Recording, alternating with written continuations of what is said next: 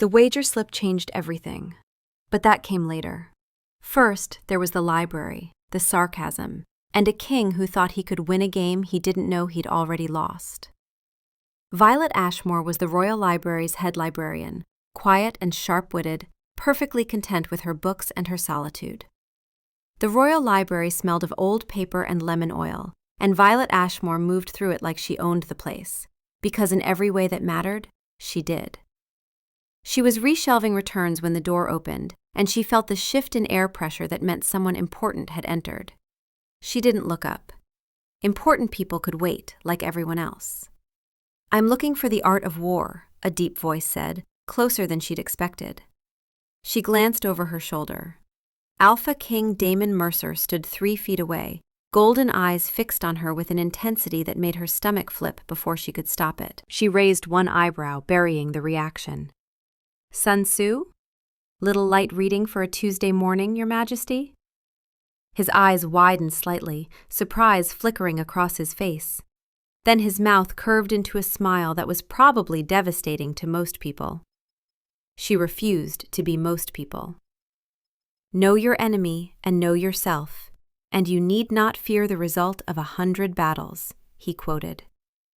"You think you have enemies in a library?" she asked, turning back to her cart and wheeling it toward the military history section. He followed. "I think I might have just found one. You're the only person in this entire palace who's looked at me like I'm wasting your time." "Are you?" she asked, scanning the shelf and pulling down the volume without hesitation. "Wasting my time?" She turned and held out the book. He took it, and their fingers didn't touch, a careful distance she maintained deliberately. "That depends. Are you actually going to read it? Or is this some kind of kingly gesture to look intellectual?" A laugh burst out of him, genuine and surprised. "You're serious?" "I'm a librarian. Books are serious business." She crossed her arms. "That's a first edition translation. If I find so much as a dog-eared page, I'll have your head, crown or no crown." "Noted," he said, still smiling. "What's your name?" "Why?" "Because I'd like to know who just threatened regicide over proper book care." "Violet Ashmore, and it wasn't a threat, it was a promise." She turned back to her cart. "Anything else, Your Majesty, or can I get back to work?" "Just one question," he said. "Do you treat everyone this way, or am I special?" "Everyone," she said without turning around. "I'm an equal opportunity inconvenience." She heard him laugh again as he left, and she refused to acknowledge the flutter in her chest or the way her hands trembled slightly as she reshelved the next book. Kings didn't visit libraries. This was a one-time thing. She was wrong. He came back the next day. And the day after. Each time with questions that started about books and somehow ended in conversation. "What did you think of Sun Tzu's philosophy on deception in warfare?" he asked on day 3, leaning against her desk with a casualness that seemed practiced. She didn't look up from her cataloging. "I think if you're asking me, you didn't actually read it." "I read it," he said, and there was something almost defensive in his tone that made her look up. "Then you know he says all warfare is based on deception," she replied, meeting his eyes and watching something flicker there, something that looked almost like guilt before it vanished. "Which means this conversation is probably a tactic. What do you actually want, Your Majesty?" He blinked, then laughed, running a hand through his dark hair in a gesture that seemed more nervous than smooth. "You're right. I want to know what you're reading." "Why?" "Because in 3 days, you've made me laugh more than I have in 3 months, and I'm curious what kind of mind does that."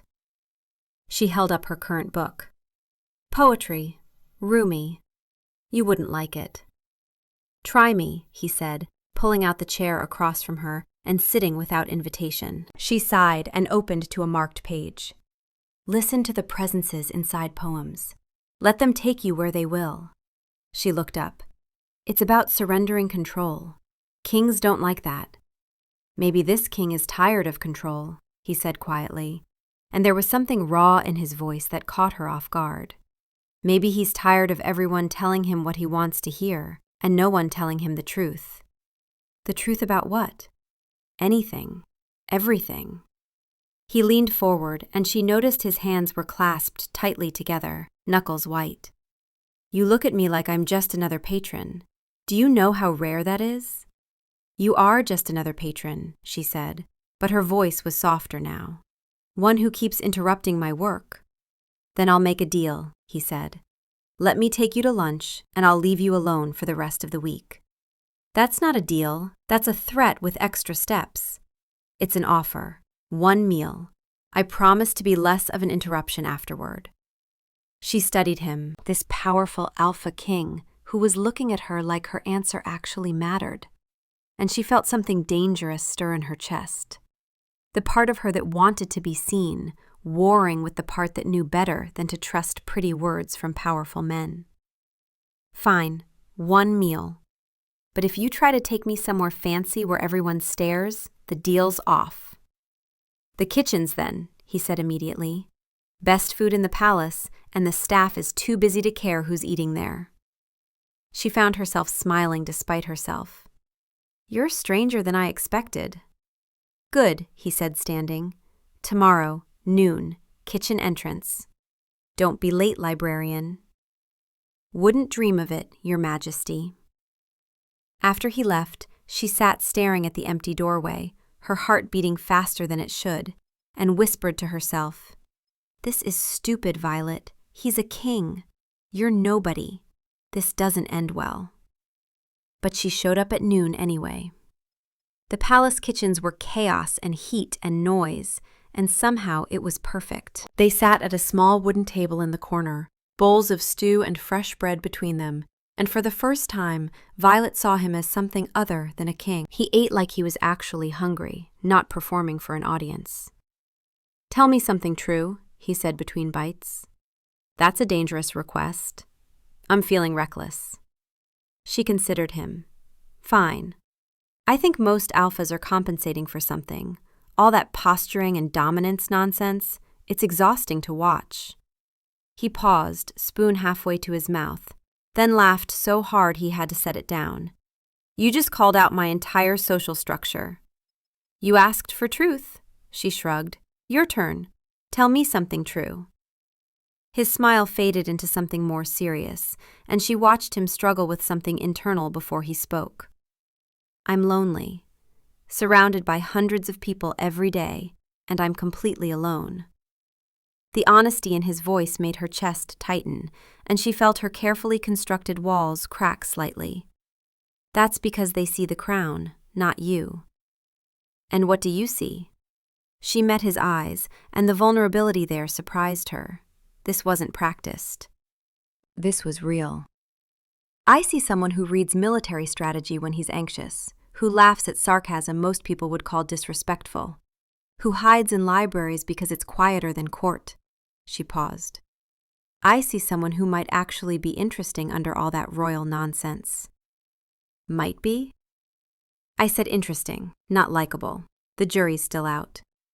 He grinned, and the relief on his face was palpable. I'll take it. They talked for 2 hours, the kitchen staff working around them, and Violet found herself laughing more than she had in months. He told her about growing up under his father's critical eye, about the pressure of never being allowed to be just a child, just a person. She told him about being invisible, about how people looked through her instead of at her, and how she'd learned to prefer it that way. But you're not invisible to me, he said quietly. I see you, Violet, and I want to keep seeing you. Something warm and terrifying bloomed in her chest. Why? Because you're real, because you don't perform for me. He paused, and something flickered in his eyes, there and gone. Because I feel like myself around you. I should get back, she said, standing reluctantly and ignoring the voice in her head that said she was already in too deep. The afternoon scholars will have my head if their references aren't ready. Tomorrow? He asked, and there was hope and fear mixed in his expression. Same time? You said 1 meal. I lied, he said simply. I'm going to be an interruption for as long as you'll let me. She should have said no, should have maintained distance. But looking at him, at the genuine hope in his face, she heard herself say. Fine, but next time, you're bringing dessert. His smile could have lit the entire palace. Deal. It became their routine. Lunch in the kitchens, stolen hours where he wasn't a king and she wasn't an omega. Just two people who made each other laugh. He brought her desserts, exotic fruits, once an entire chocolate cake that they ate with their fingers like children. And she found herself looking forward to noon with an intensity that scared her. Tell me about your family, she said one afternoon, licking chocolate from her thumb and watching him do the same. Not the official history, the real story. He was quiet for a moment, his expression darkening. My father was a great king and a terrible father. He saw me as the heir, not his son. I spent my childhood learning to lead and forgot how to just be. His voice cracked slightly on the last word. Is that why you're so good at the performance? What performance? She gestured at him. The Alpha King act, the dominance, the control, the I'm in charge of everything posture. It's good, very convincing. But it's exhausting, isn't it? He stared at her like she'd reached into his chest and pulled out something he'd been hiding. How do you see that when no one else does? Because I do the same thing, she admitted, feeling vulnerable in a way she rarely allowed. Different performance, same exhaustion. I play the quiet, unobtrusive omega so people leave me alone. It's easier than dealing with their expectations. Easier than being disappointed when they only see what they want to see. What if we just stopped, he asked, and there was something desperate in his voice. Stopped performing? With each other? She felt her heart beating too fast. That's either really brave or really stupid. Let's find out. He held out his hand across the table. Deal? No performances, just us? She looked at his hand, at his open expression, at the vulnerability and hope written across his face, and against all her better judgment, against the voice screaming that she was setting herself up to be hurt, she took it. The contact sent warmth up her arm, and she saw his eyes flash brighter gold, felt his fingers tighten around hers like he was afraid she'd pull away. Deal, she whispered, and felt herself fall a little. From that moment, something shifted. He started showing up at the library after council meetings, and she learned to read his moods. Frustrated and tense, she'd hand him poetry.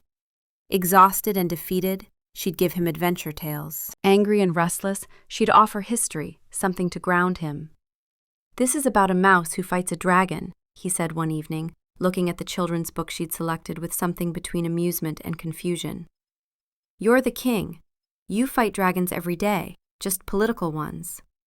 I thought you could use the reminder that size doesn't determine strength.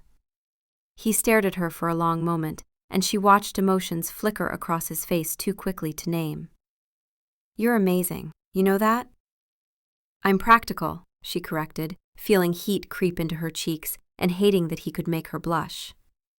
You're amazing, he repeated firmly, and the intensity in his voice made her breath catch. And I'm going to keep saying it until you believe me.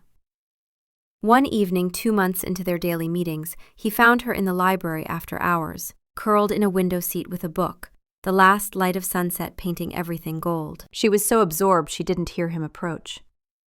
I've been looking for you, he said softly.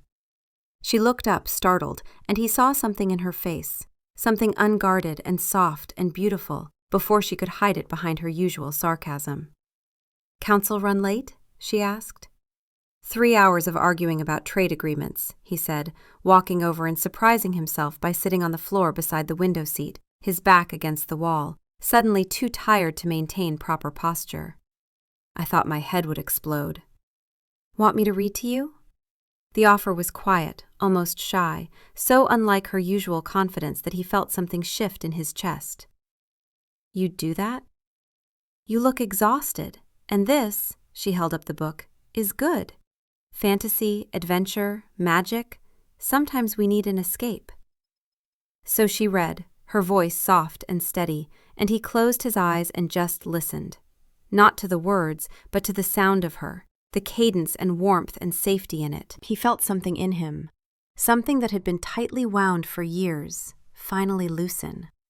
When she finished the chapter, she looked down to find him watching her, with an expression that made her stomach flip. "What?" she asked, her voice barely above a whisper.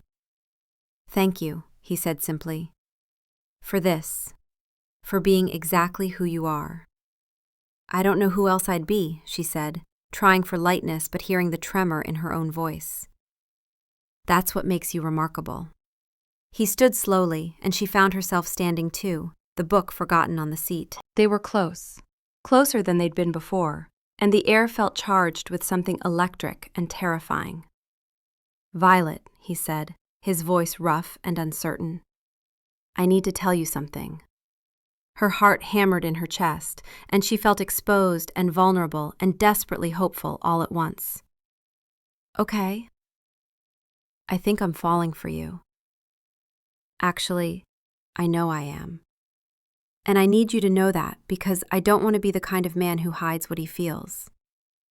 Every insecurity she'd ever had rose up screaming, "This doesn't make sense. He's a king. You're nobody. This is temporary. He'll realize and leave." "Damon," she started, but he continued as if afraid stopping would mean never starting again. "You don't have to say anything. I just needed you to know.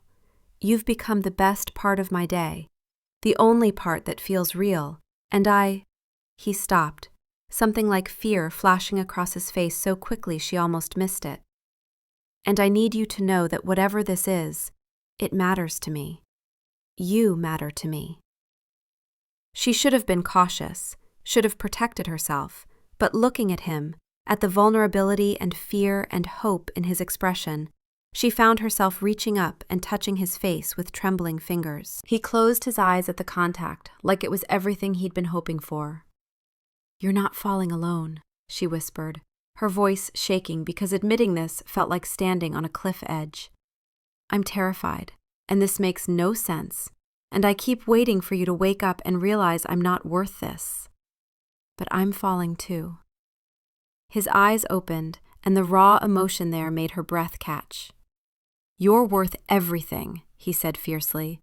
"Don't say that about yourself. You're worth everything." The kiss was inevitable, soft and searching and desperate, his hands gentle on her face like she was precious, like she might disappear if he held too tight. When they pulled apart, he rested his forehead against hers, and she felt him trembling. "Stay with me," he whispered. "Not just tonight. Stay." "I'm not going anywhere," she promised, and she meant it with everything she had. The next weeks were a dream, the kind she'd never thought she'd have. He'd show up at odd hours with food, with books, with stories from court that made her laugh until her stomach hurt. She'd ambush him with poetry, with quiet moments, with the kind of peace he said he'd never known. But there were cracks sometimes, moments where she'd catch something in his eyes, a flash of guilt or fear or something she couldn't name. "You're doing it again," she said one afternoon when they were walking in the gardens. He'd been charming and smooth, telling her some story about a council meeting, and it had felt off. Doing what? Performing. Being King Damon instead of just Damon. What's wrong? He stopped walking, and she watched him struggle with something internal. "Nothing's wrong. Sometimes I don't know how to turn it off." "Then don't be with me when you can't turn it off," she said, and her voice was sharper than she intended. "I didn't sign up for the performance. I signed up for you." "You're right," he said, and the mask dropped, revealing exhaustion and something that looked like fear underneath.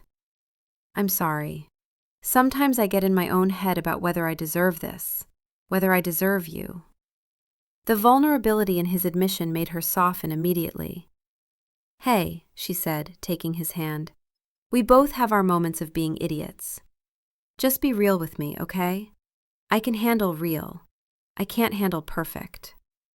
"I'm far from perfect," he said quietly, and there was something heavy in those words that she didn't understand.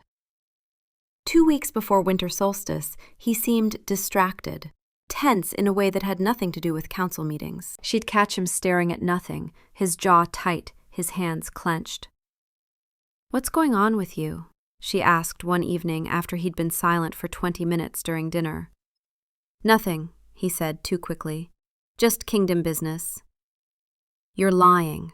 She set down her fork. "Don't do that. We promised no performances."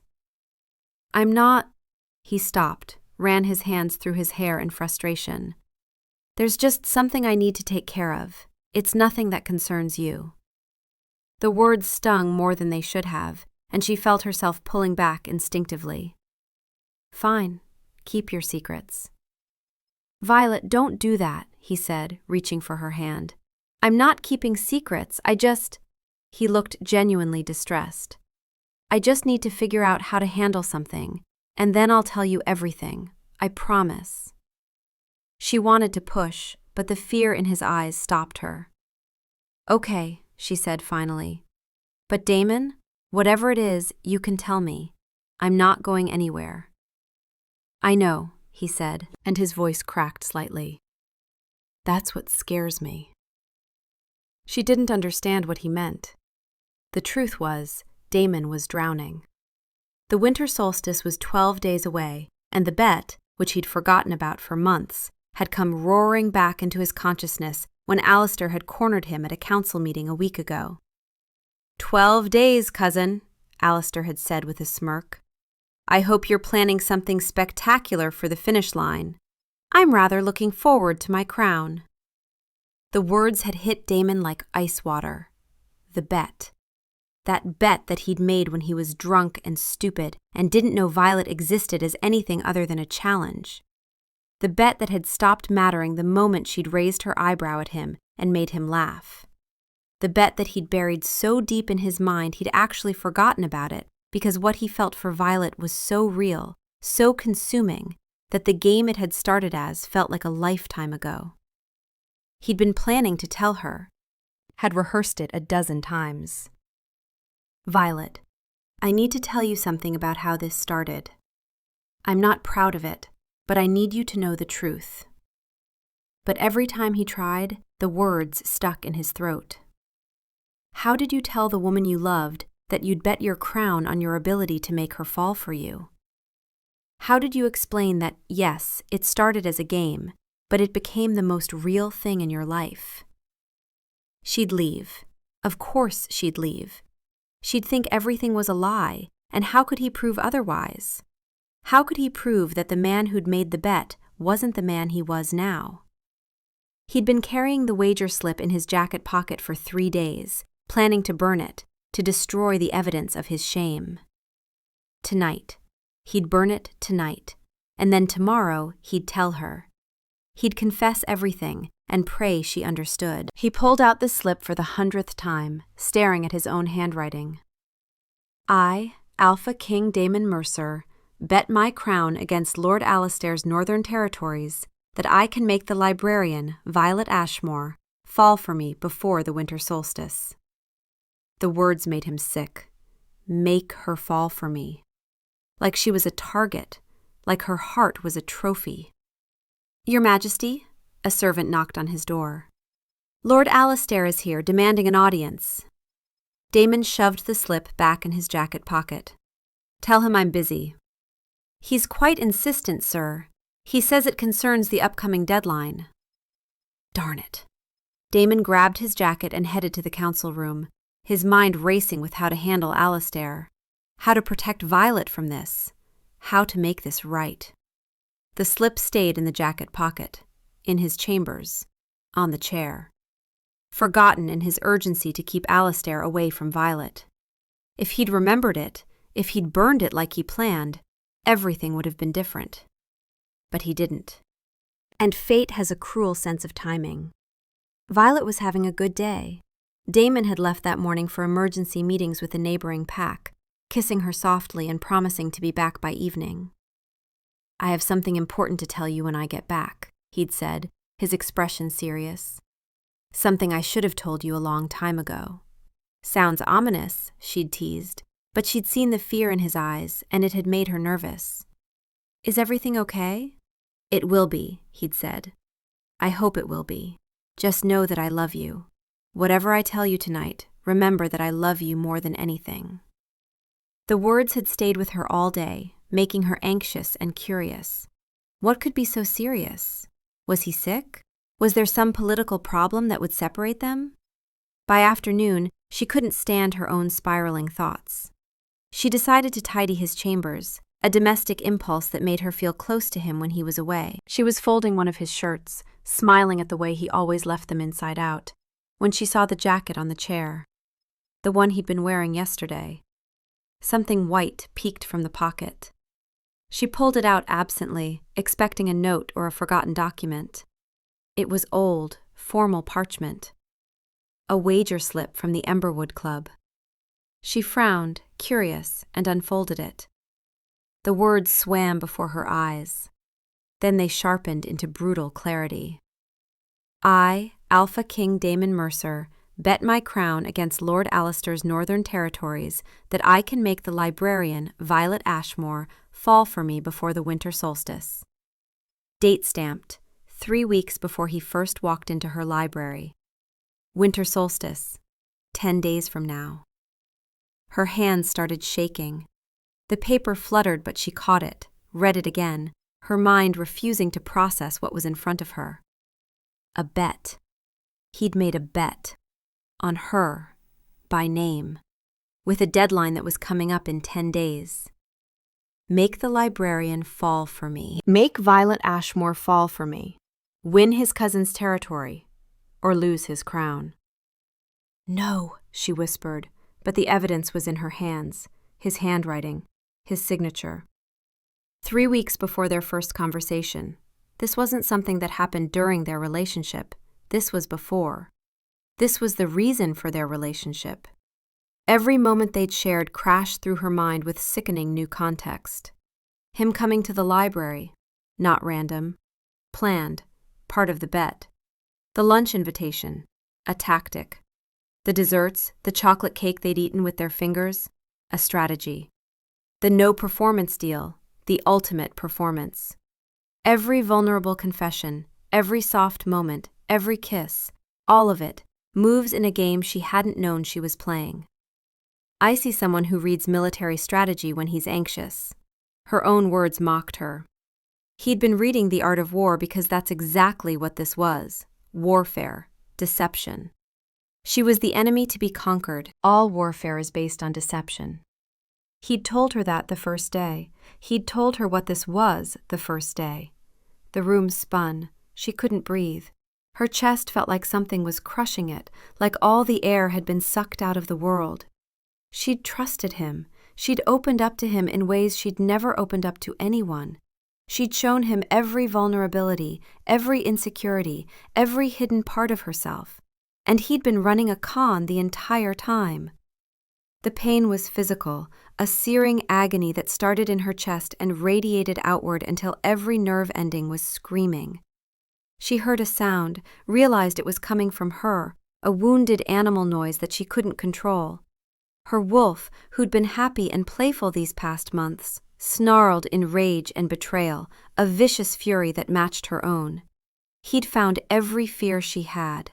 Being invisible, being worthless, being used, and he'd proved them all true. She'd thought she was being seen, being valued, being loved. She'd been a mark, a target, a challenge between him and his cousin, the shy librarian, the quiet Omega. Easy prey. Stupid, naive, pathetic prey who'd fallen for every trick. "I think I'm falling for you." A line. "You matter to me." A lie. "Stay with me." Strategy. "Marry me." The closing move. And she'd said yes. She'd said yes to marrying a man who'd bet his crown on his ability to manipulate her heart. The humiliation was worse than the betrayal. She was supposed to be smart, supposed to see through people's nonsense, and she'd been blind to his. He'd played her perfectly. The tears came then, hot and bitter, streaming down her face as she sank to the floor, the wager slip clutched in her shaking hand. Every moment they'd shared was contaminated now, poisoned by the truth of how it started.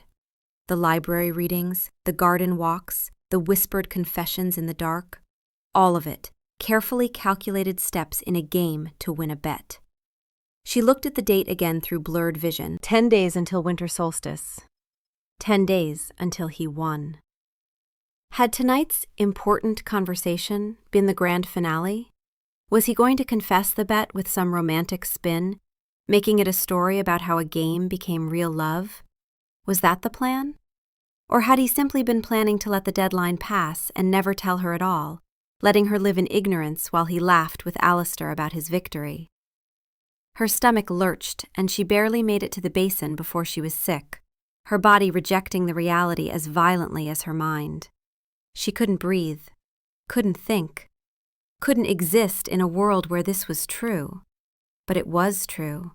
The evidence was in her hand, in his handwriting, in his words.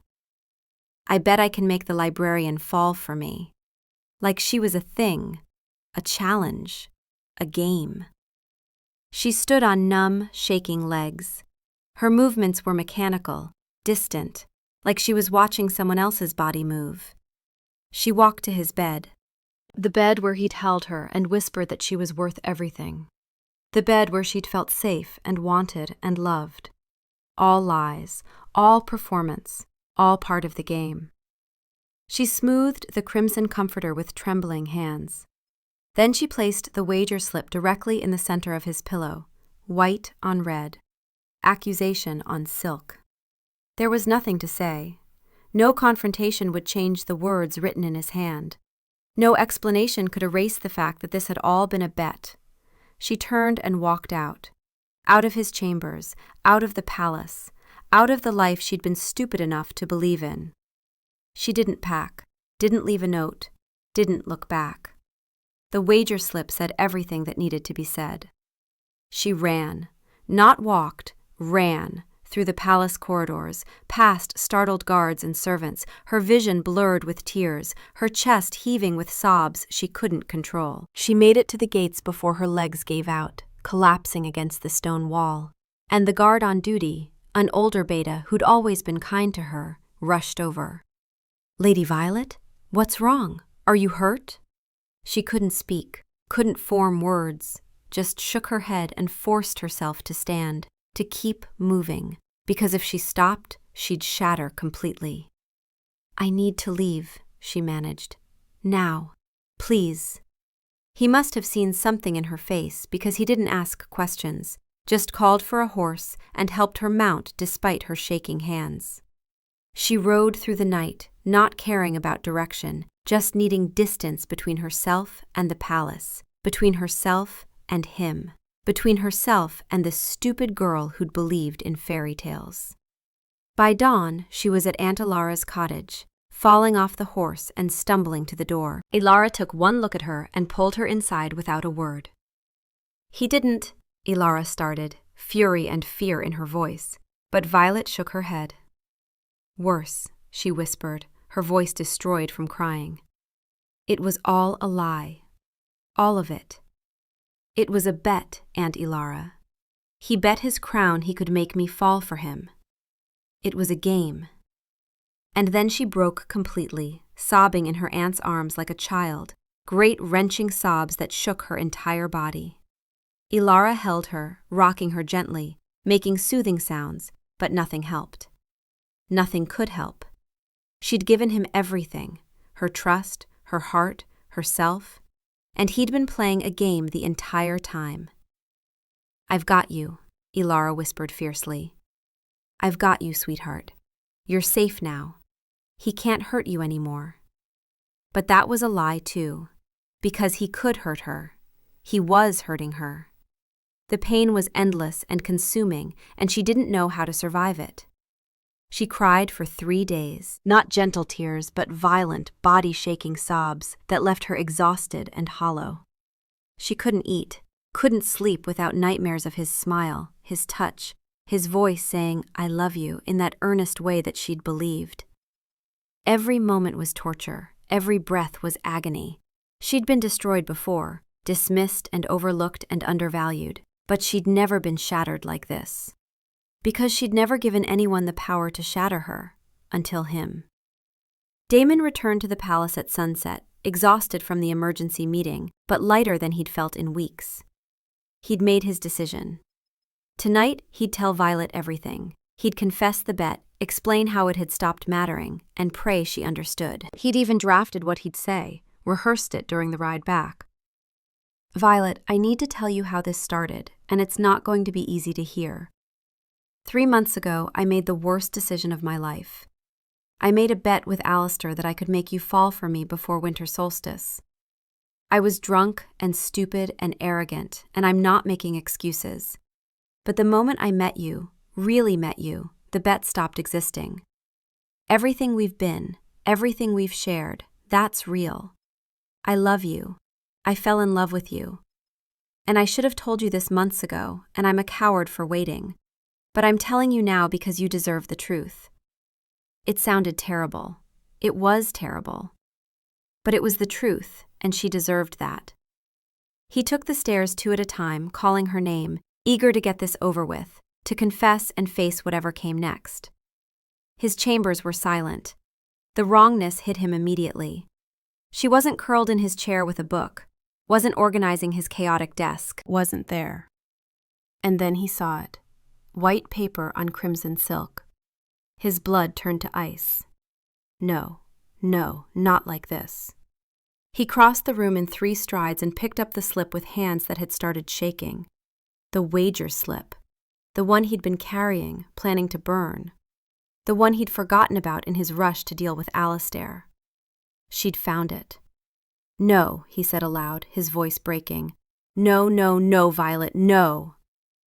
She'd found it, and she didn't know the context, didn't know he'd been planning to tell her, didn't know that it had stopped mattering months ago.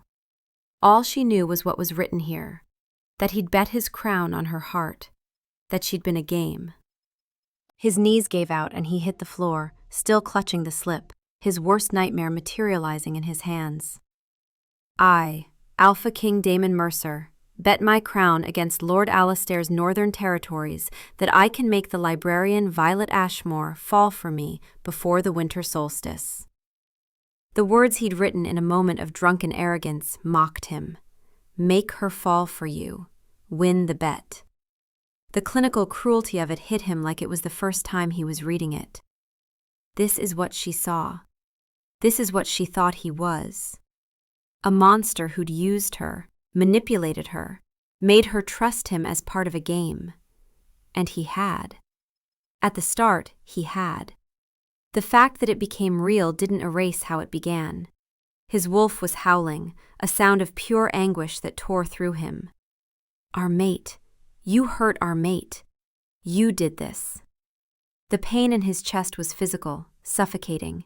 He'd made her love him, watched her walls come down, seen her become brave and open and happy. And the entire time, the evidence of his betrayal had been sitting in a jacket pocket like a loaded gun. How could he have been so careless? How could he have forgotten? The answer was damning, because it had stopped mattering to him. Because he'd been so consumed by his real feelings that the bet had faded into irrelevance. But it hadn't been irrelevant to her, it was everything. He'd taken every vulnerability she'd ever shared with him, every fear about being invisible and worthless and used, and he'd proved them all true. The room spun. He couldn't breathe through the crushing weight of what he'd done. I'm sorry, he gasped to the empty room. Violet, I'm so sorry. But sorry wasn't enough. Sorry didn't change the words on the paper. Sorry didn't erase the fact that he'd left this lying around for her to find, with no context, no explanation, just brutal evidence that she'd been a game. He forced himself to his feet, his mind racing. Where would she go? Alara, of course, her aunt's cottage in Whisperwood.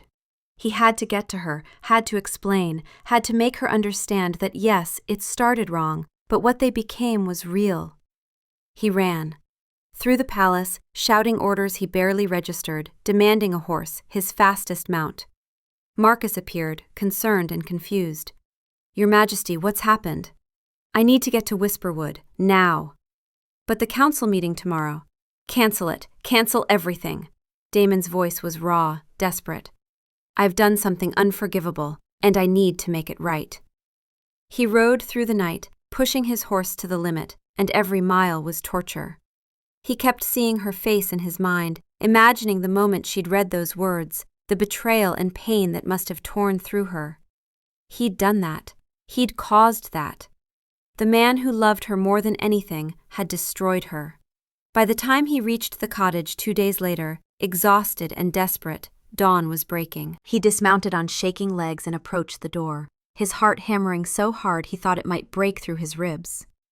He raised his hand to knock, then hesitated. What would he even say? How could words possibly fix this? The door opened before he could knock.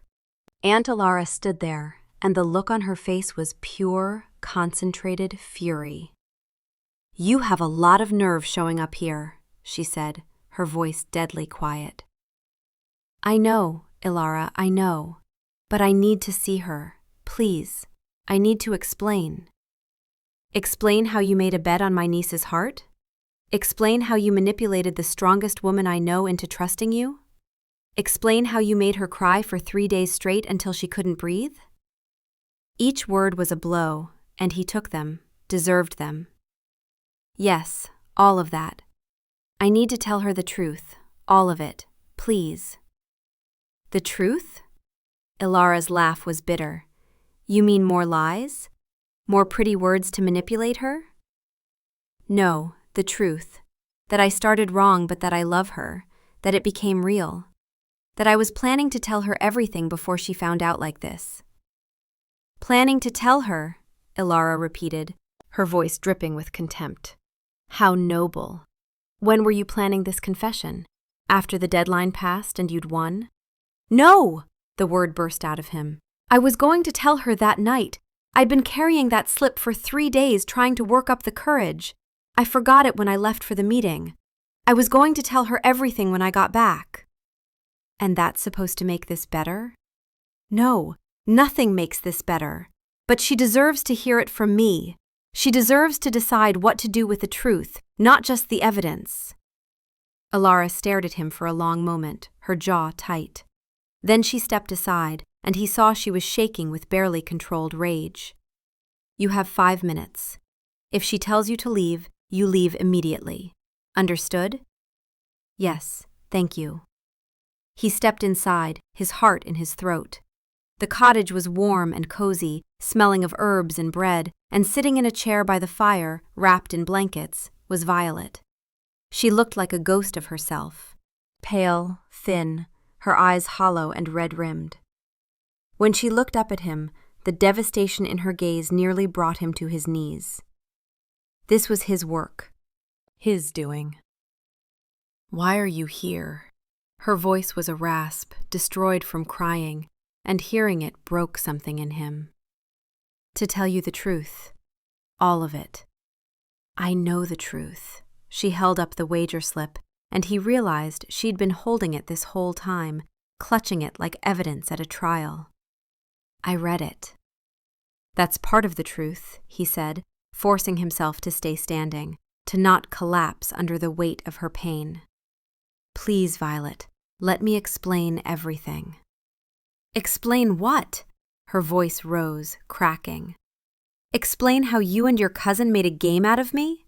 Explain which parts were real and which were the bet? Explain how you calculated every move?" "None of it was calculated," he said desperately. "Not after the first day." "The first day," she repeated, and laughed, bitter and broken. "So just the first day was fake. The rest was real. How convenient." "It wasn't convenient. It was—" He struggled for words. "It was the best and worst thing that ever happened to me. Walking into that library planning to start a game and finding you instead. Finding someone real and funny and brilliant who made me feel like myself for the first time in my life." "Stop," she said, tears streaming down her face. "Stop lying. You're so good at it. You made me believe every word, made me trust you, made me think I mattered." You do matter, he said fiercely. You matter more than anything. Then why? The question was a scream, raw and agonized. Why did you make the bet? Why me? He flinched at the pain in her voice, but forced himself to answer honestly. Because you were the opposite of everyone else in my life. You didn't care about my title. You weren't impressed by power. You treated me like I was just a person, and Alistair said I couldn't win over someone like that, someone real. And I was drunk and arrogant, and I wanted to prove him wrong. So I was a challenge. Yes, the word cost him everything. At first, yes. For about 30 seconds you were a challenge, and then you raised your eyebrow at me and made that comment about the art of war, and you stopped being a challenge and became a revelation. I don't believe you, she whispered, and he watched her fold in on herself. I want to believe you. I want so badly to believe that some of it was real. But I can't. How do I know you're not still playing, still performing? You're so good at it, Damon. You made me feel special and wanted and loved. You made me think someone finally saw me. How do I know that wasn't just you being skilled at the game? Because I'm not that good, he said, his own voice breaking. I'm not good enough to fake the way I felt, the way you made me laugh, the way I felt at peace when you were near, the way I couldn't breathe when you weren't there. I can't fake that. You faked it for months, her voice rose again, anger finally breaking through the pain. You quoted the art of war to me. All warfare is based on deception. That's exactly what this was. You told me what it was on the first day, and I was too stupid to hear it. You weren't stupid. I was. I am. He took a step toward her and she flinched, holding up a hand to stop him. The gesture gutted him. Don't come closer. I can't think when you're close. He stopped immediately, hating that she feared his proximity, hating that he'd made her afraid of the very presence that used to bring her comfort. Violet, I know how this looks. I know what the evidence says. But that slip, that bet, it was written by someone I'm not anymore. Someone arrogant and careless who didn't know you existed. The moment I met you, really met you, that person died. You killed him. You made me want to be better. But you weren't better, she screamed, standing up, the blanket falling away.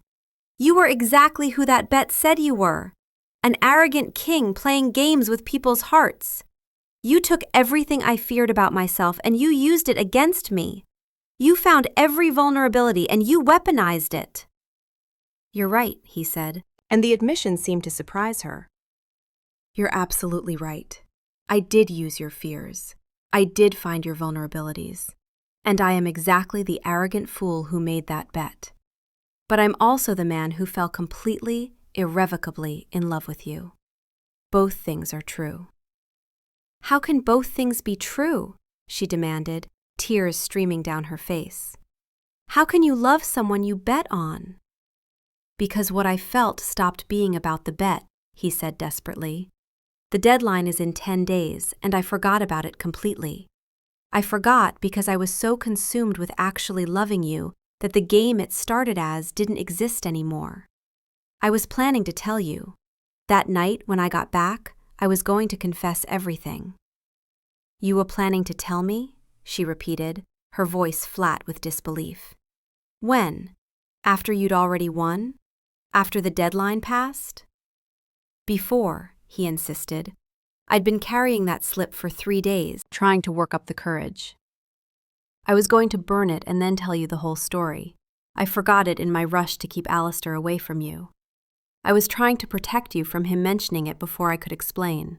Protect me? She laughed bitterly.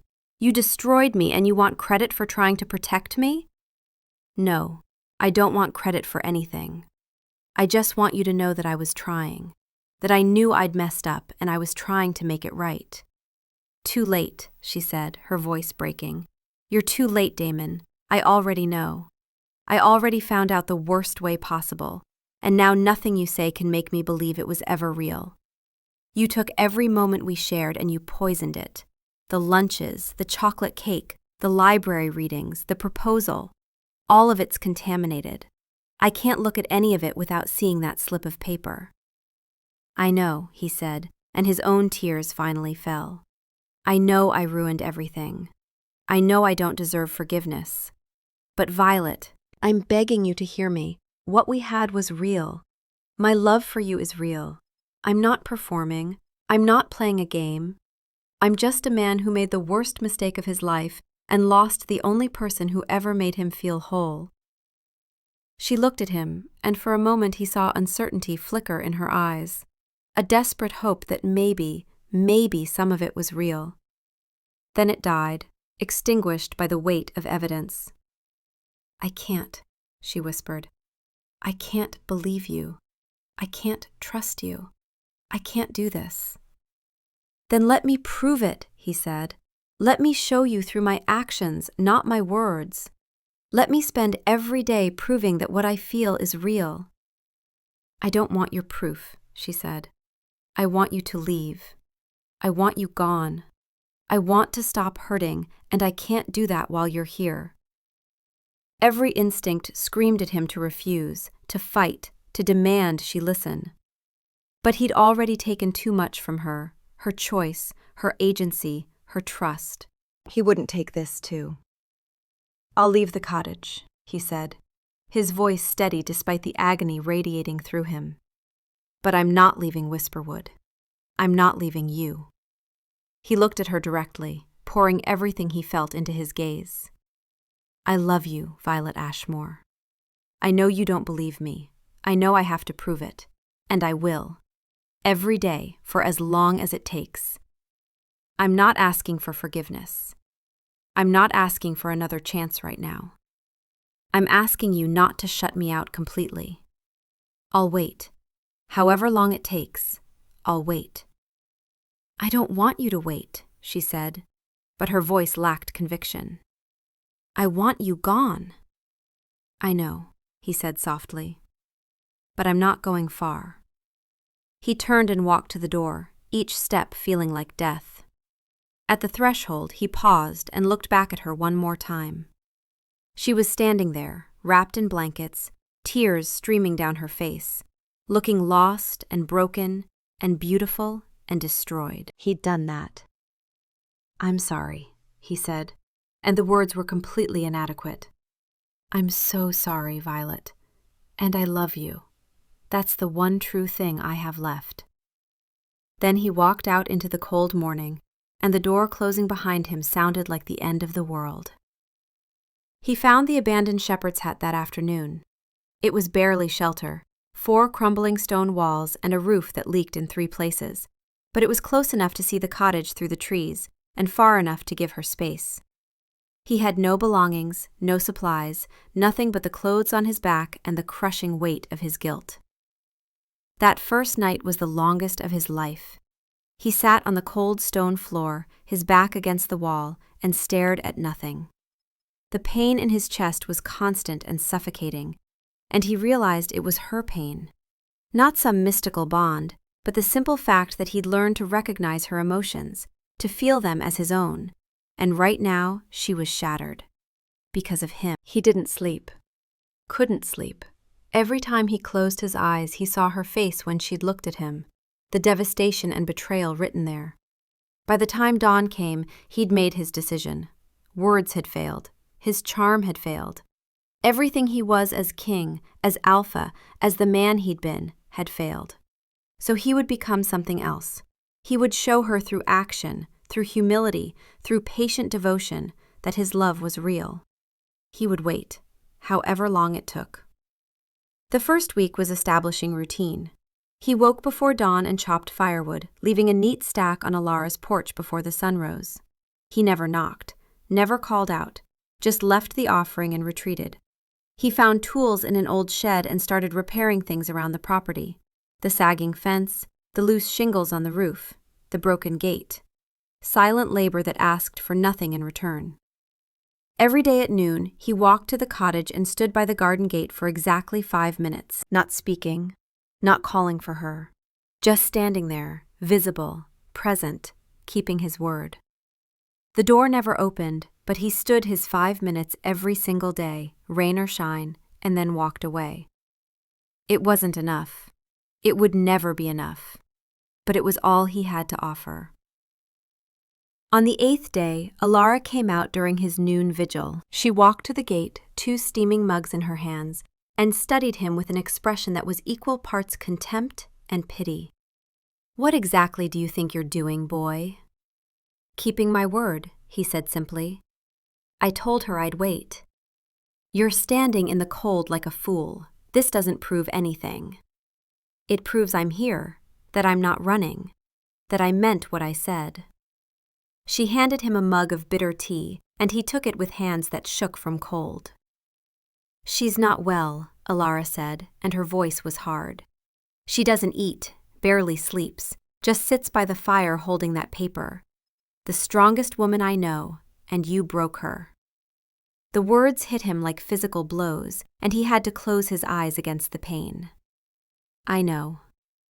"Good," Alara said coldly. "You should know. You should carry that with you every day."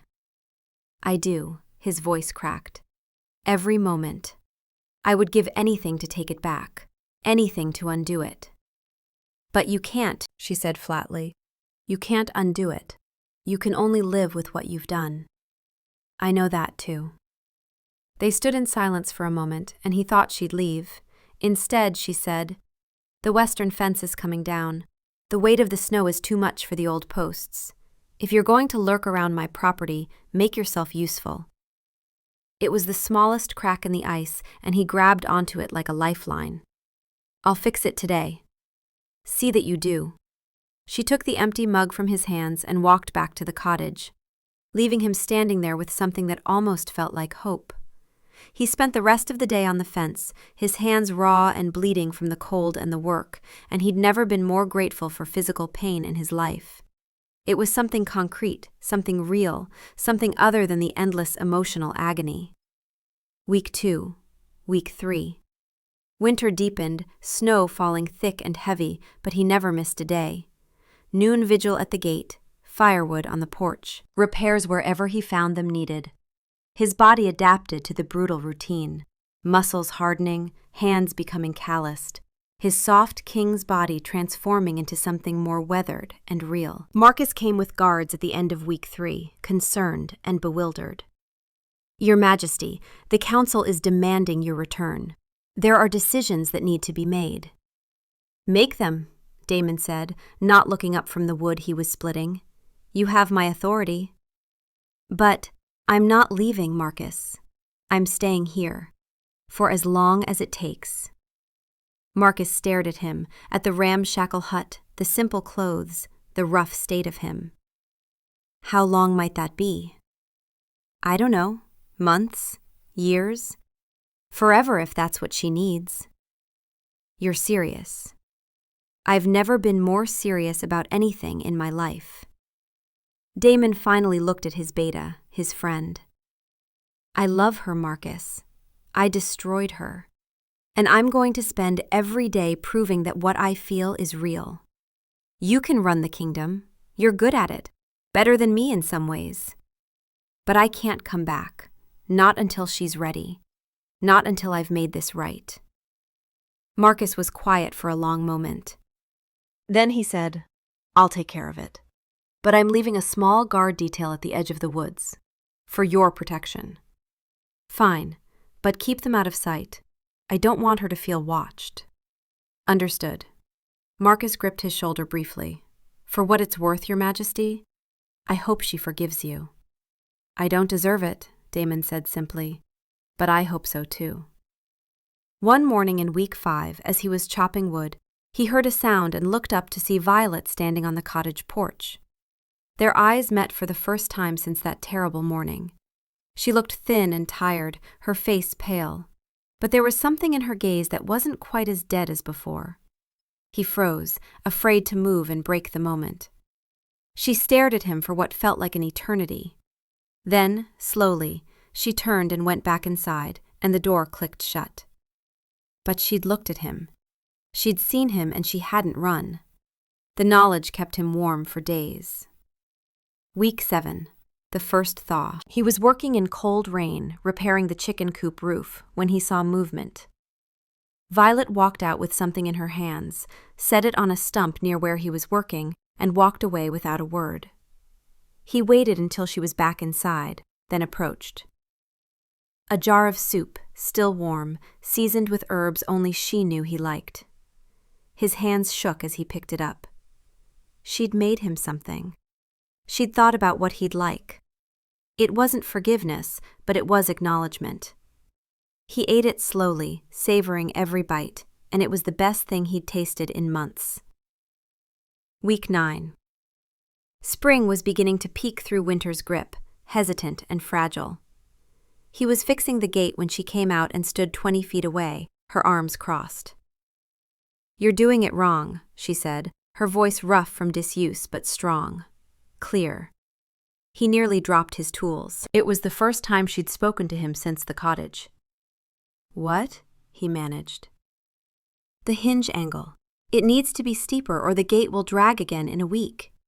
She walked closer, and he held completely still, barely breathing. She grabbed the post and demonstrated. "Like this, see?" "I see," he said quietly, not looking at the gate, looking at her, memorizing every detail of her face. "You look terrible," she said, meeting his eyes. "I feel terrible." "Good," she said, but there was less ice in it than before. They stood in awkward silence, and he fought the urge to say everything he was feeling, knowing that words were what had failed them. "Why are you really doing this?" she asked finally. "Because I love you. Because I can't live in a world where I'm not trying to make this right." "You can't make this right with firewood and fence posts," she said, and there was pain in her voice. "I know, but I can show you that I'm here, that I'm not running, that I mean it when I say I'll wait as long as it takes." She studied him, and he let her look. Let her see the exhaustion and the guilt and the desperate love written all over him. "I don't know if I can trust you again," she said quietly, and the honesty of it hit him harder than anger would have. "I'm not asking you to trust me, not yet. I'm asking you to let me prove that I'm worth trusting. Eventually. Someday." She was quiet for a long moment, and he watched a dozen emotions flicker across her face. "The chicken coop roof is leaking, third panel from the left." She turned and walked back to the cottage, but before she went inside, she looked back at him. "And Damon, you really do look terrible. Maybe eat something other than rabbit."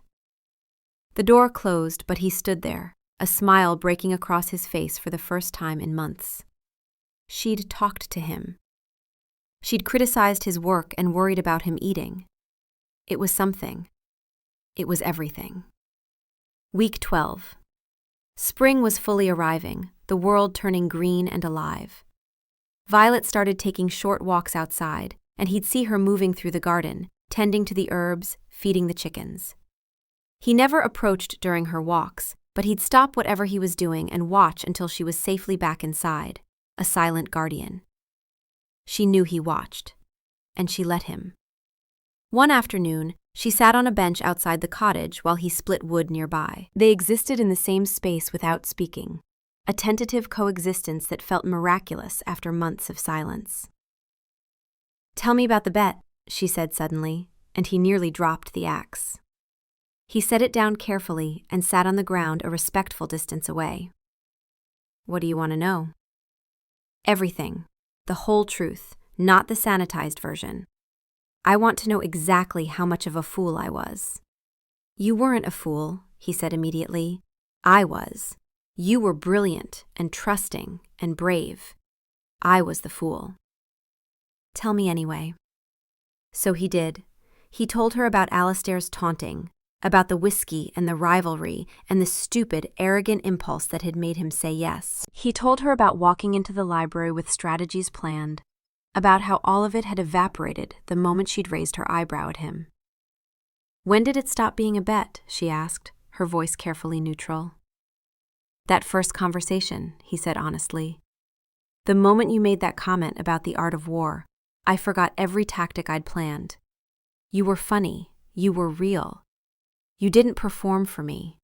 By the time we had lunch in the kitchens, I wasn't thinking about the bed at all. I was thinking about how much I wanted to see you again. By the time you agreed to our no-performance deal, I was already falling. By the time you read to me in the library, I was completely gone. Then why didn't you tell me? The question was soft but full of pain. Because I'm a coward, he said simply. Because I was terrified you'd leave. Because every time I tried to find the words, I imagined your face when I told you, and I couldn't bear it. I kept thinking I'd tell you next week, next month, someday when we were solid enough that you'd understand. I was planning to tell you that night. I'd rehearsed it, had the slip in my pocket to burn afterward. And then Alistair showed up and I forgot it and his voice broke. And you found it with no context, no explanation, the worst possible way. She was quiet for a long time, staring at the ground. I've spent 4 months replaying every moment we had, trying to figure out what was real and what was strategy. It's exhausting. I'm exhausted. It was all real, he said.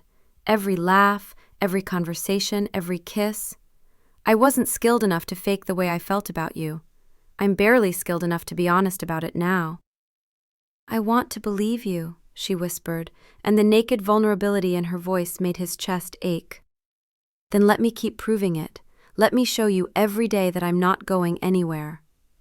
She looked at him finally, really looked at him, at the exhaustion in his face, and the calluses on his hands, and the way he'd carved out space in the middle of nowhere just to be near her. Okay, she said finally. Okay. It wasn't forgiveness, but it was permission to try. And for now, that was enough. Summer arrived in a blaze of heat and color. The world burst into life, and slowly, tentatively, so did they. She started talking to him during his noon visits instead of staying inside. 5 minutes became 10, then 20, then an hour. They'd stand by the gate or sit on the bench, and they'd talk about safe things. Books, weather, the garden. Nothing too deep, nothing too raw, just existing together. He made her laugh one day with a story about a disastrous council meeting Marcus had told him about, and the sound felt like the sun coming out after months of rain. I missed that, he said before he could stop himself. Making you laugh. I missed laughing, she admitted, and there was something soft in her expression. I forgot how for a while. They started taking walks together, always with space between them, never touching, but sharing the same path. He told her stories about his childhood, about the pressure and the loneliness. She told him about growing up invisible, about building walls to survive. I'm not that person anymore, she said one afternoon as they walked along the creek, watching the water move over stones. The one you met in the library. That version of me is gone. I know, he said, and there was grief in his voice. I killed her. I'm sorry. Don't apologize, she said, surprising him. She needed to die anyway. She was too afraid, too willing to accept invisibility. This version is stronger. You were always strong, he said. I just was better at hiding. She looked at the water and he watched her profile, wanting desperately to reach out, but knowing he couldn't, not yet. Can I ask you something? She said. Anything. When did you decide to tell me? Really? Or is that just something you say now? The question was fair and it deserved honesty. The day Alistair cornered me at a council meeting, 12 days before solstice. He reminded me about the deadline and it hit me like ice water because I'd completely forgotten. I'd buried it so deep because what we had was so real that the game it started as didn't exist anymore in my mind.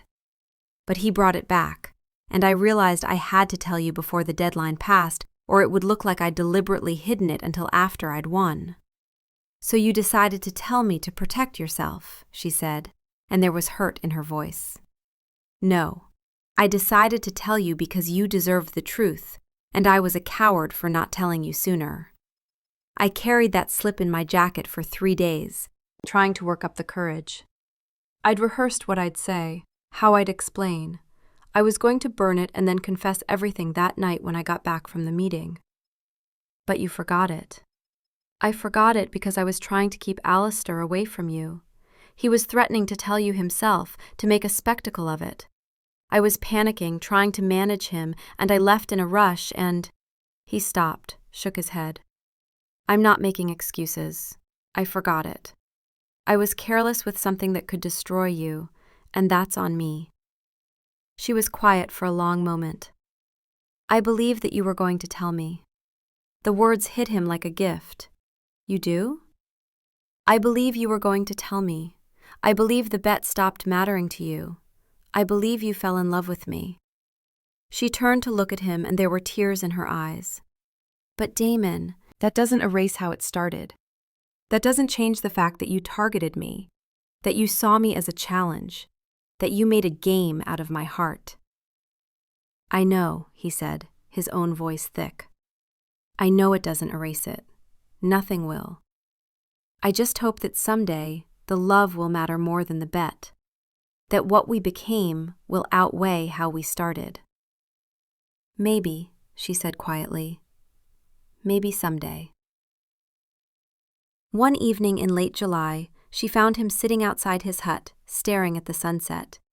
She had a blanket and 2 cups of tea, and she sat beside him without asking, close enough that their shoulders were almost touching. They drank in silence, watching the sky turn from gold to purple, and it was the most peace he'd felt in months.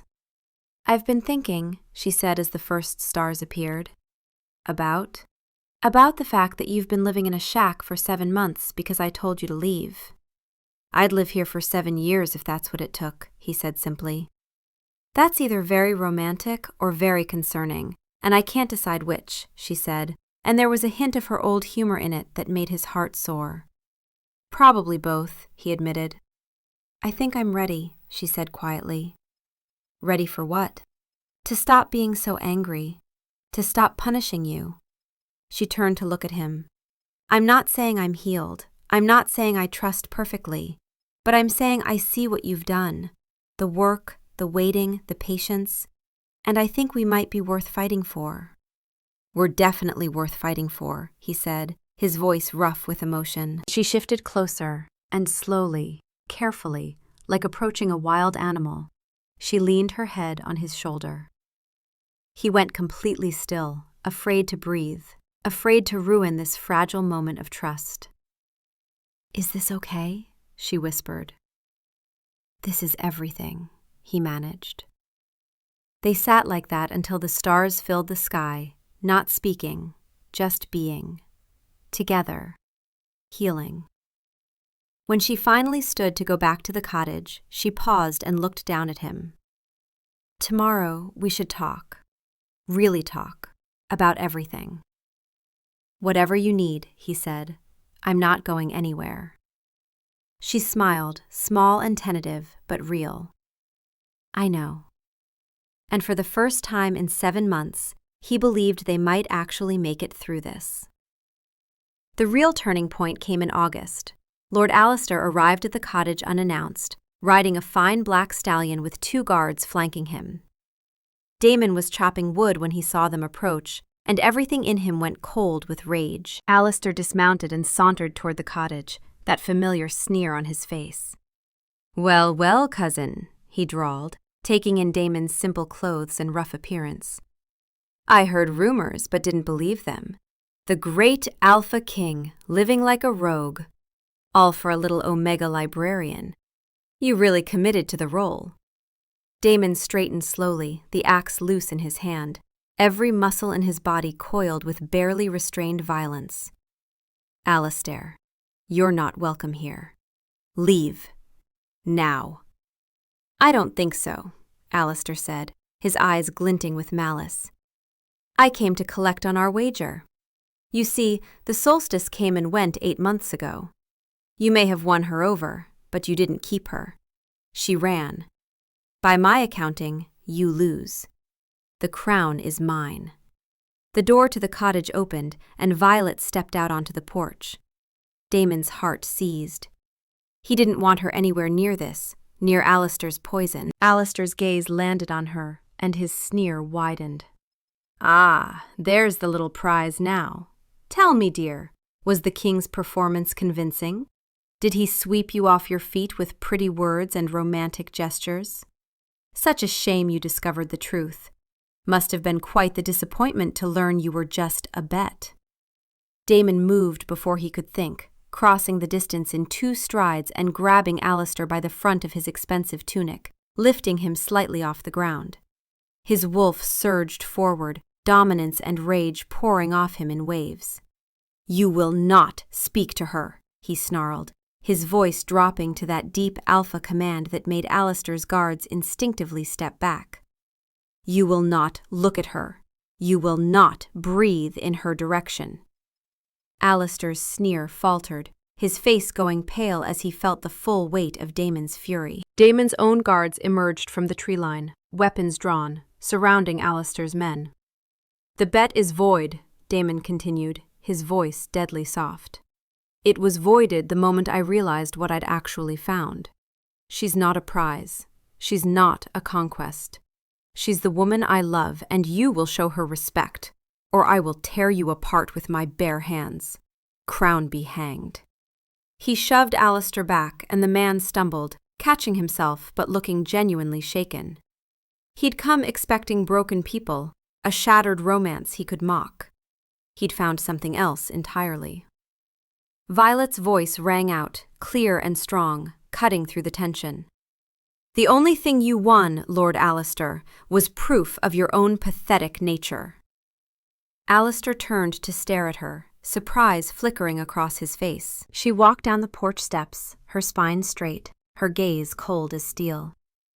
"You wagered land, he wagered a crown, but you both gambled with a person's soul, and that makes you both fools," she continued, her voice steady despite the emotion Damon could see flickering in her eyes. "But here's the difference. He owned his mistake. He faced what he'd done. He spent 8 months living in a shack, asking for nothing, proving through action that he was more than his worst moment. You rode up here on your high horse to gloat over pain you helped cause. So tell me, Lord Alistair, which one of you is actually worthy of respect?" Alistair stared at her, his mouth opening and closing, completely blindsided by being challenged by the woman he'd dismissed as weak prey. He looked from her fierce expression to Damon's protective stance, and whatever he saw there made him step back. "This isn't over," he said, trying to salvage some dignity. "Yes, it is," Damon said flatly. "Get on your horse and leave. If you ever come near her again, if you ever speak her name again, I will forget we're blood. That's not a threat. It's a promise." Alistair mounted his horse with fumbling hands, shot one last venomous look at both of them, and rode away, his guards scrambling to follow. Silence fell, heavy and thick. Damon stood there, his chest heaving with residual rage and adrenaline, his hands shaking. He hadn't lost control like that in months, and he was ashamed of it. Ashamed that she'd seen him violent and brutal. He turned to walk back to his hut, to give her space to process. "Damon!" she called out. He stopped, didn't turn around, afraid of what he'd see in her face. "Thank you," she said softly. He turned slowly, and the expression on her face wasn't fear or disgust.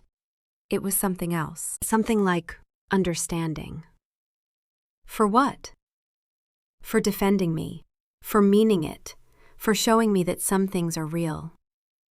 She walked toward him, closing the distance between them, and he held completely still, barely breathing. "I saw you," she said, stopping a few feet away. "Just now. That wasn't performance. That wasn't King Damon being political. That was you, raw and real and furious on my behalf.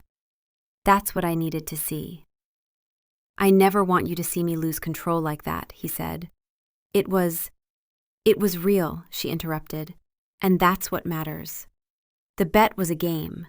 But that, just now, that was real. You were protecting someone you love, and I saw it. I felt it. She took another step closer, and they were almost touching now. "I believe you," she said, and her voice shook slightly. "About the bet stopping mattering, about falling in love with me, about all of it. I believe you." "Violet," he breathed, afraid to hope. "I'm not saying I'm completely healed. I'm not saying there aren't scars. But I'm saying I see you. I see the man you've become. The man who waited 8 months. The man who stood between me and cruelty just now. And I choose this man." She reached up and touched his face, and he leaned into her hand like he was dying of thirst and she was water. "I choose the flawed, repentant, devoted man standing in front of me right now." A sob broke from his chest before he could stop it. 8 months of pain and hope and desperate love finally breaking through. She pulled him down into her arms and held him as he shook, as tears he'd been holding back for months finally fell. "I'm sorry," he choked out against her shoulder. "I'm so sorry, Violet. I love you. I love you so much." "I know," she whispered, her own tears falling into his hair. "I know. And I love you too. Even with the scars. Even with the pain. I love you too." They stood there in the summer sun, 2 broken pieces finally fitting back together. Not perfectly, not without damage, but real and choosing each other despite it all. Autumn came slowly, painting the world in gold and crimson.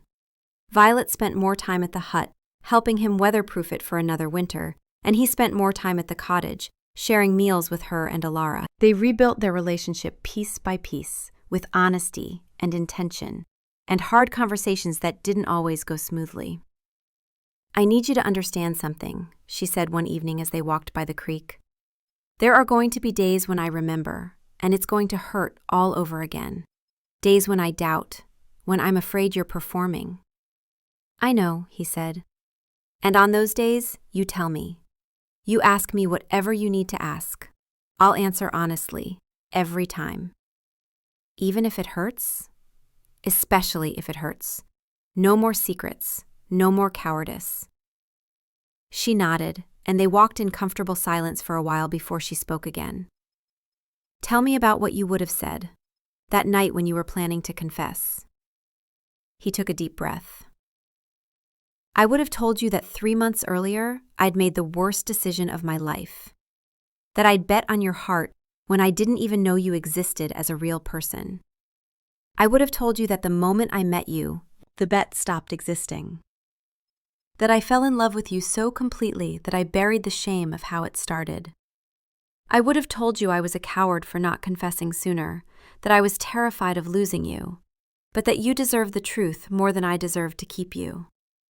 He paused. "And then I would have told you that I understood if you needed to leave, but that I'd wait. That I'd prove myself if you gave me the chance." "What would you have done if I'd left anyway?" she asked quietly. "Exactly what I did. Found you, waited, proved it." She was quiet for a moment. "I think I would have left anyway, even with the confession. The betrayal would have been too fresh." "I know," he said. "That's why I'm grateful for these 8 months. I know that sounds insane, but they've made us both stronger, made this more real." "You're grateful for living in a shack and manual labor?" "I'm grateful for the chance to prove myself, for becoming someone worthy of you." She stopped walking and turned to face him. "You know you were always worthy, right?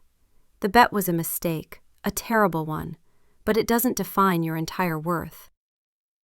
"It defines what I was capable of at my worst," he said, "and I needed to face that, needed to become someone who would never make that choice again."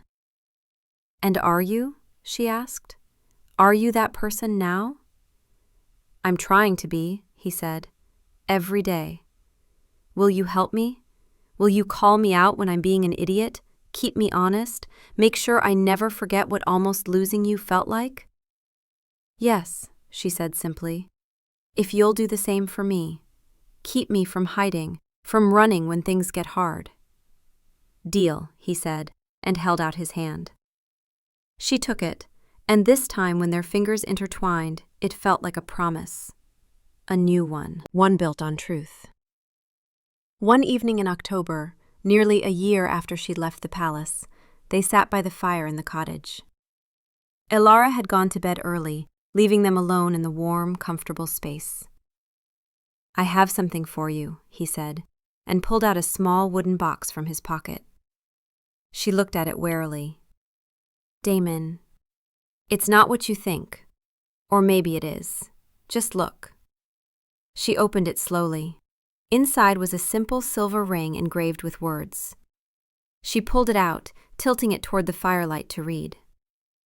"Let yourself be silently drawn by the strange pull of what you really love," she read aloud, and her voice caught. "Rumi, from that first day." "You're what I really love," he said quietly. "Not because of fate or destiny or any mystical bond, because I choose you. Every day I choose you. I chose you when it was easy and fun. I chose you when I realized I'd messed up. I chose you during 8 months of waiting. And I'll choose you every day for the rest of my life, if you'll let me." He took a shaking breath. "Marry me, Violet. Not because I'm a king or because it's expected, but because we've fought through so much and came out the other side.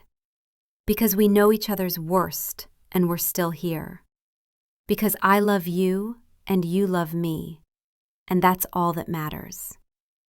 She looked at the ring, at the words that had been there from the beginning, and felt tears slide down her cheeks. "You know it's not going to be perfect, right? We're always going to have this scar. This will always be part of our story." "I know," he said, "and I'm okay with that. I'd rather have a real love with scars than a perfect love that's fake." She laughed through her tears. "You reformed, repentant, devoted fool. Is that a yes?" "Yes," she said, her smile breaking through like sunshine. "Yes, you impossible man. Yes." He slid the ring onto her finger with shaking hands and then kissed her, soft and reverent and full of promise. When they pulled apart, she rested her forehead against his. "We're going to have to go back to the palace eventually," she said. "I know, but we'll do it together, as partners, as equals." "No big announcement," she said firmly. "No grand spectacle. I don't want our story turned into entertainment." "Whatever you want," he promised. "This is our story. We get to decide how to tell it." They sat by the fire for hours, talking about their future, about what coming back would look like, about how they'd navigate the court and the politics and the inevitable gossip. When Elara came down in the morning, she found them asleep on the couch, wrapped around each other, the fire burned down to embers. She looked at them for a long moment, at the peace on both their faces, and she smiled despite herself. They'd made it through. Against all odds, they'd made it through. They married quietly a month later in the garden of Elara's cottage, just the 3 of them and Marcus, who'd become a friend during his monthly visits to update Damon on kingdom business. It was simple and perfect, with autumn leaves falling around them and the smell of wood smoke in the air. "I, Damon, choose you, Violet," he said, his voice steady and sure. "I choose you knowing our beginning was flawed. I choose you knowing there will be hard days. I choose you because you make me want to be better, because you see through my nonsense, because you're the strongest person I know. I choose you today and every day after." "I, Violet, choose you, Damon," she said, her own voice strong despite the tears in her eyes. "I choose you knowing you're capable of great mistakes and great love. I choose you because you waited when you could have demanded. I choose you because you proved yourself through action, not words. I choose you scarred and imperfect and real, today and every day after." They exchanged rings, kissed as husband and wife, and it was the opposite of a royal wedding. It was intimate and honest and theirs. When they returned to the palace a week later, they came quietly, at dawn, before most of the court was awake. They went directly to his chambers, which had been left exactly as Violet had left them a year ago, and together they began to make the space theirs. "We should redecorate," she said, looking at the oppressive crimson everywhere. "I'm not fond of dramatic colors anymore." "Whatever you want," he said, and meant it. They settled into a new rhythm. He ruled with her counsel, valuing her insights and intelligence. She expanded the library, turned it into a center of learning for all ranks, made sure no one felt as invisible as she once had. She championed the overlooked, gave voice to the dismissed, and the pack was better for it. When they appeared together at council meetings, there was gossip, of course. Questions about where they'd been, why they'd disappeared. But they answered nothing. Their story was theirs, and they kept it that way. Some nights they'd walk in the gardens where they'd had their first picnic, and he'd pull her close. "Thank you," he'd whisper into her hair. "For what?" "For giving me another chance. For teaching me what real love is." "You're welcome," she'd say. "Now stop being sentimental and tell me what you think about the new library proposal." He'd laugh, and they'd return to their comfortable debate, two people who'd found each other in the worst way possible and chosen to build something beautiful anyway. It wasn't a fairy tale. It was better. It was real. It was messy and scarred and hard-won. It was built on choice, not destiny, on forgiveness earned through patience, on love that had been tested in fire and survived. Some days were harder than others. Sometimes she'd have a moment where the memory would crash over her and she'd need space. Sometimes he'd see fear in her eyes and have to prove himself all over again. But they worked through it, together, with honesty and grace. Years later, when they had children running through the palace halls, when the library Violet had built was thriving, when the pack had grown prosperous under their joint leadership, they'd sometimes sit in their chambers late at night. "Do you ever regret it?" she asked once. "Regret what?" "How we started. If you could go back and meet me a different way, would you?" He thought about it seriously. "No, because this version of us, the one forged through pain and forgiveness and choice, is stronger than any easy version could have been. We know what we're capable of surviving. We know our love is real because we tested it in the worst possible way, and it held." "That's either very wise or very twisted," she said. "Probably both," he admitted. "But it's true. I wouldn't change us, not even the painful parts, because they made us, us." She kissed him then, soft and sure. "I love you, you fool. I love you too, my queen." And it was true, not because fate demanded it, not because a prophecy foretold it, but because they chose it. Every single day, they chose it. And that made all the difference.